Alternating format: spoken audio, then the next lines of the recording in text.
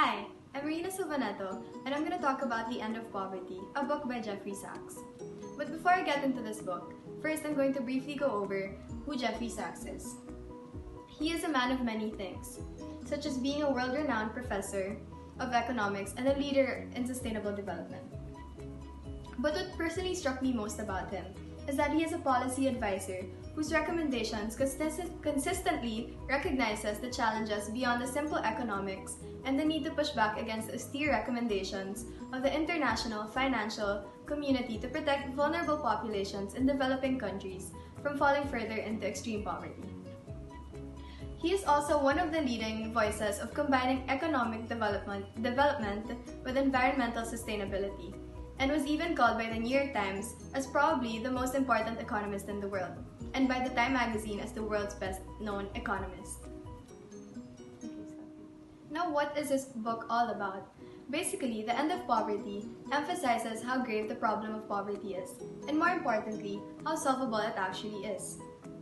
So here are some of the things that Jeffrey Sachs discussed in his book. First is the ascending ladder of economic development for countries. He stated that those who are at the lowest are those who are too ill, hungry, and destitute to get even a foot on the bottom rung of the development ladder. They make up 1/6 or 1 billion of the world's population. They are the poorest of the poor, and they are caught in the poverty trap that they cannot escape. They are trapped by disease, physical isolation, climate stress, environmental degradation, extreme poverty. Next, just a few rungs up the ladder are those who live just above the subsistence level, and these first two groups actually make up 40% of the world's population. Then, another 2.5 billion are the ones who live in the cities and are moderately poor. Lastly, those who come from rich developed countries are the ones who make up 1/6 of the world's population. Aside from this, he also broke down poverty into 3 levels: extreme, moderate, and relative poverty. Extreme poverty, meaning households cannot meet basic needs for survival. This only occurs in developing countries. Then, moderate poverty, where needs are generally just barely met.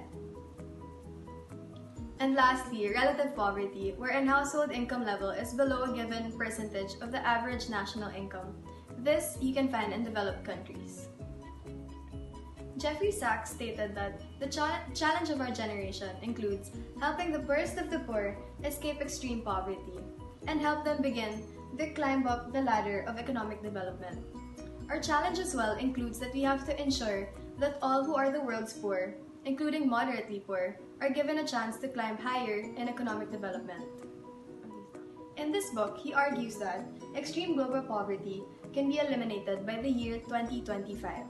That is, if the wealthy nations of the world truly wish to do so by providing modest financial help. Sachs believes that, first of all, current debt owed by the poor countries should be cancelled, and secondly, the rich countries should increase their development aid from 0.2% to 0.7% in order to provide enough money to increase the economic growth so that all the countries would no longer be extremely poor. Moreover, Jeffrey Sachs also pointed out where economic development practice has gone wrong. The rich countries believe and say that poverty is your own fault. Be like us, have a free market, be entrepreneurial, fiscally responsible, and your problems will be gone. Which obviously is an erroneous outlook because the responsibility for poverty reduction was assumed to lie entirely with poor countries themselves.